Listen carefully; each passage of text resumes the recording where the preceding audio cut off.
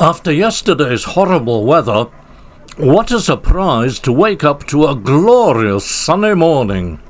Cloudless blue skies, although distinctly cooler than yesterday. There's no train south from St. Bees on a Sunday until 11:20. I haven't booked breakfast at my B&B, so we'll have to wait until arrival at Ravenglass and patronise the Turntable Cafe.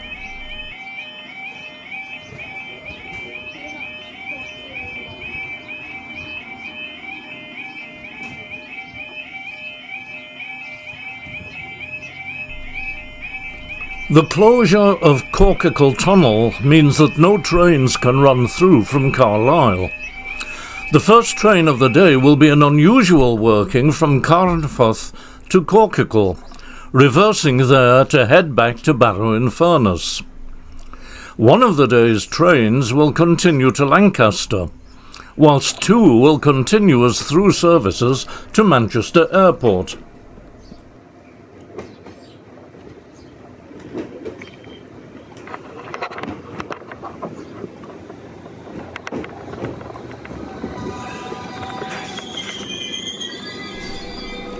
Before the blockage of Corkicle Tunnel, all services along the 2.5 hours route between Carlisle and Barrow were provided by elderly Class 156 units.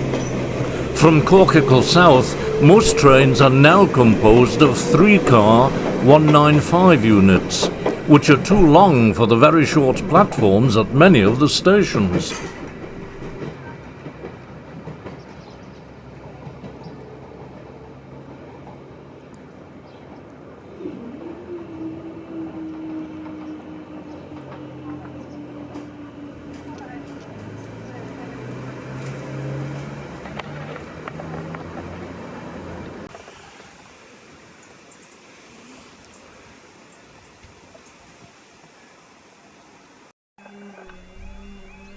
A patient wait while the train does the short trip to Corkicle, transfers its passengers onto a bus to continue their journey to Whitehaven, reverses and returns to St. Bees, where the single-line token from Corkicle must be surrendered and a new one obtained for the single-track section to Sellafield.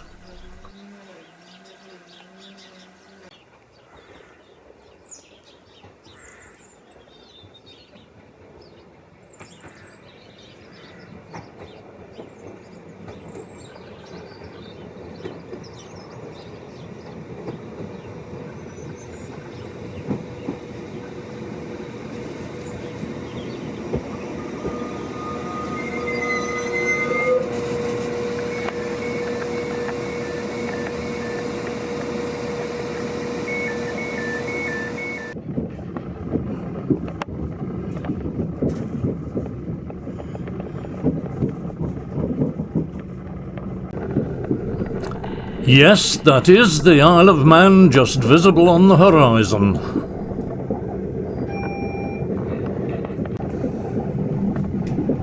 For the 23 miles between Maryport and Seascale, the railway runs along the coast, much of the time right up against the shore.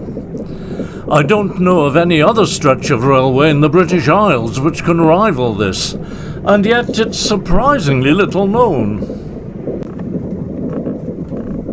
The old 156 units may have been basic, no air conditioning or soundproofing, but they rode well and they were reliable. These newer 195s really don't like jointed track, giving a noisy, bumpy ride, at least if you're sitting over the bogie, and they're not brilliant on continuous welded rail, which isn't in tip-top condition.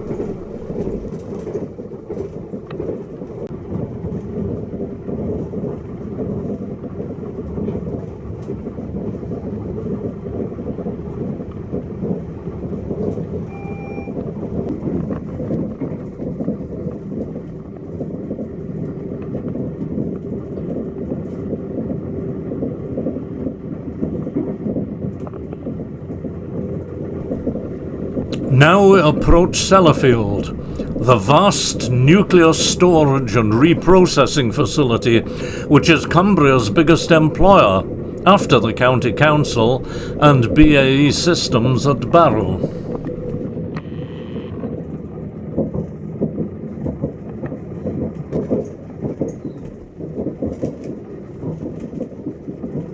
This is Sellafield. Mind the gap between the train and the platform edge.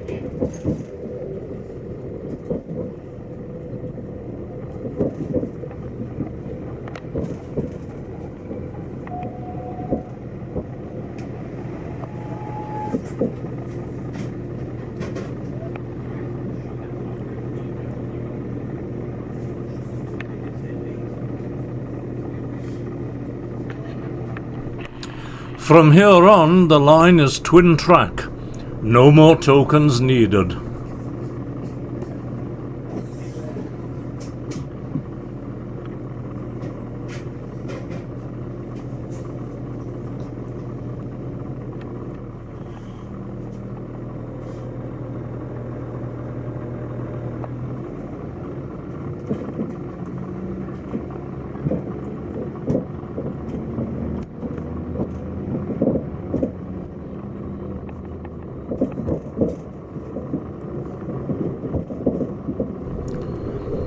Undoubtedly the least attractive station along this scenic route.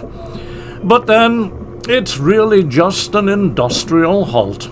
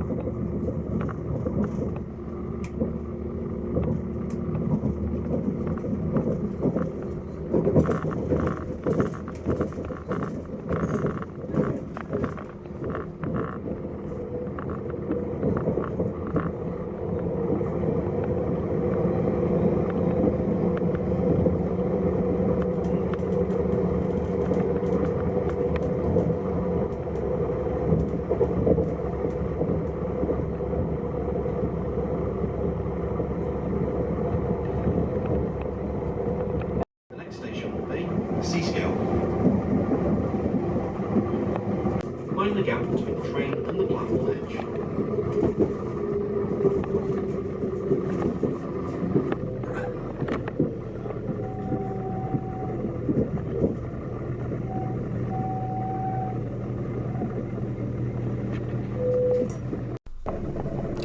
At Drigg Station, the signalman has to come down from his box to open the gates by hand. This is a northern train to Ravenglass. The next station will be Ravenglass and Eskdale.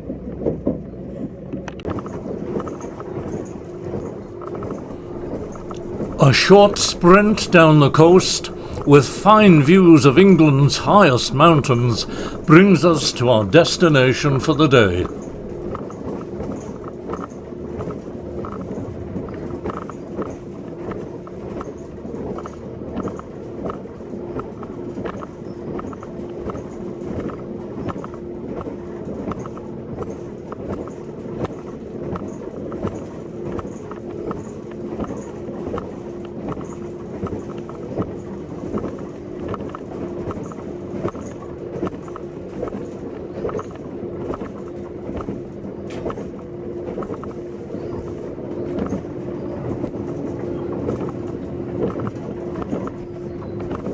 This is Ravenglass and Eskdale.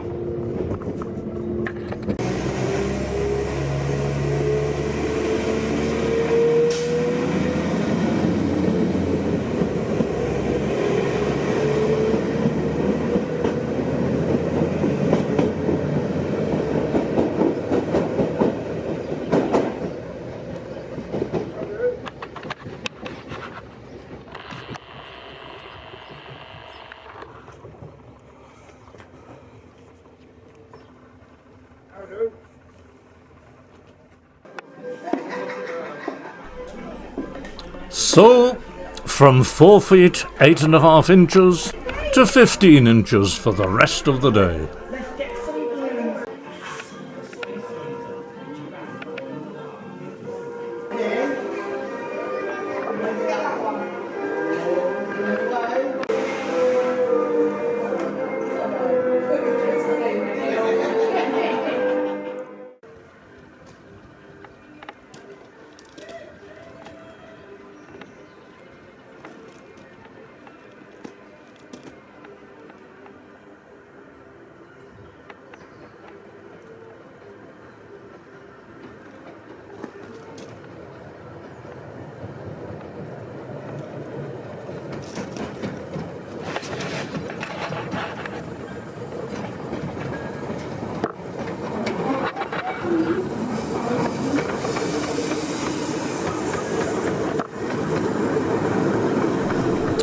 River Art arrives with the first down train of the day.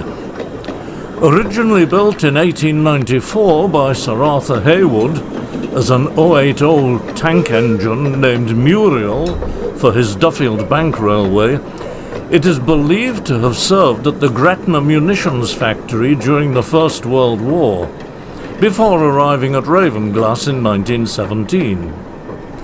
It was subsequently rebuilt in 1927 at Murthwaite, transforming it into an 082 tender locomotive and renaming it River Art. River Art is recognised as the oldest working 15-inch gauge locomotive in the world.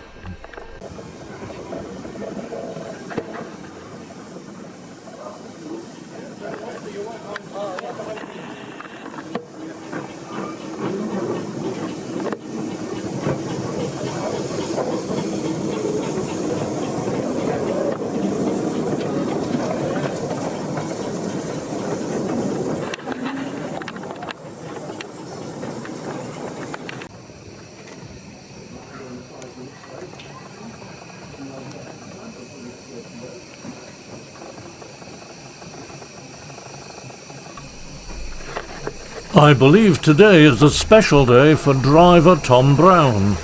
His first day as qualified driver for River Art. He's already qualified on Northern Rock.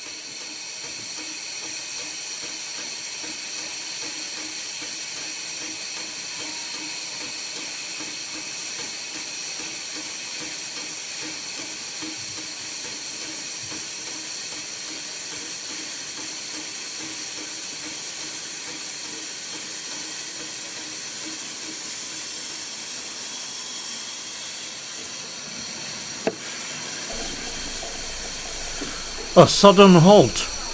I believe a late arriving family tried to board the train as it began to move.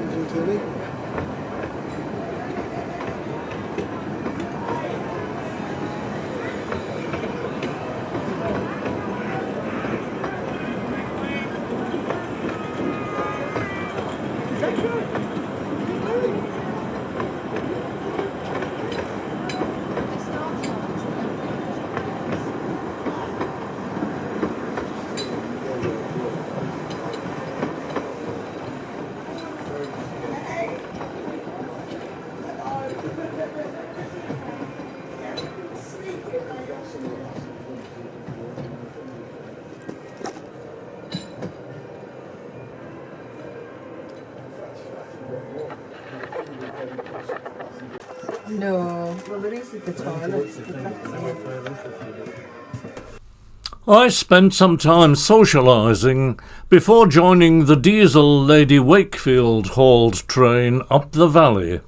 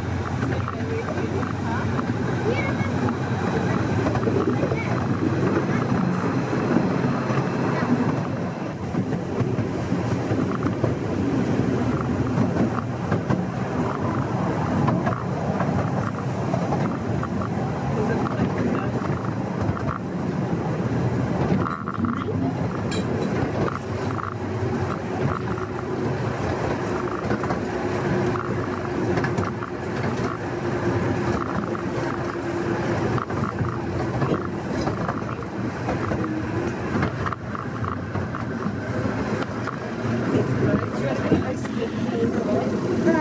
about it?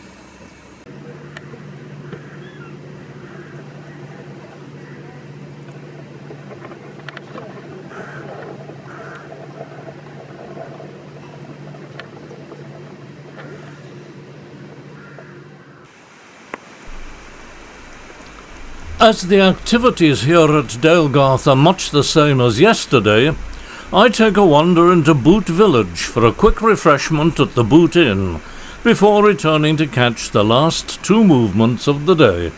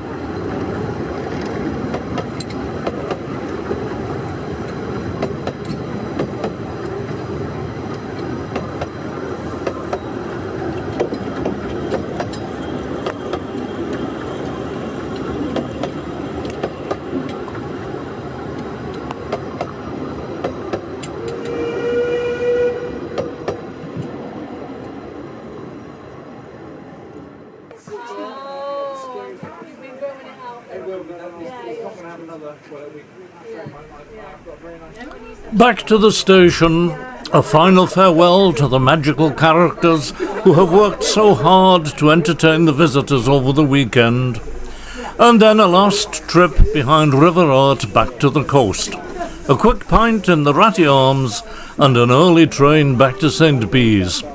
There aren't any late ones on a Sunday.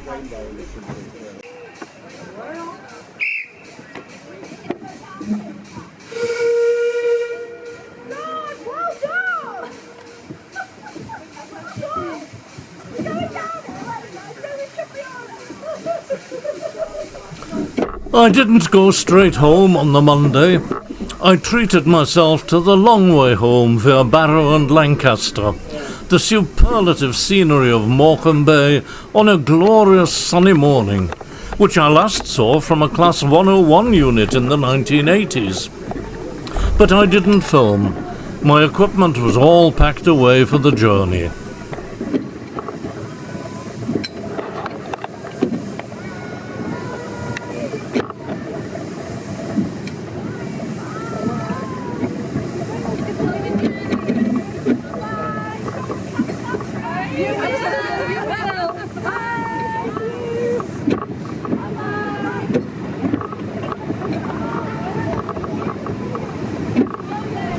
My thanks to all at Ratty for an enjoyable weekend.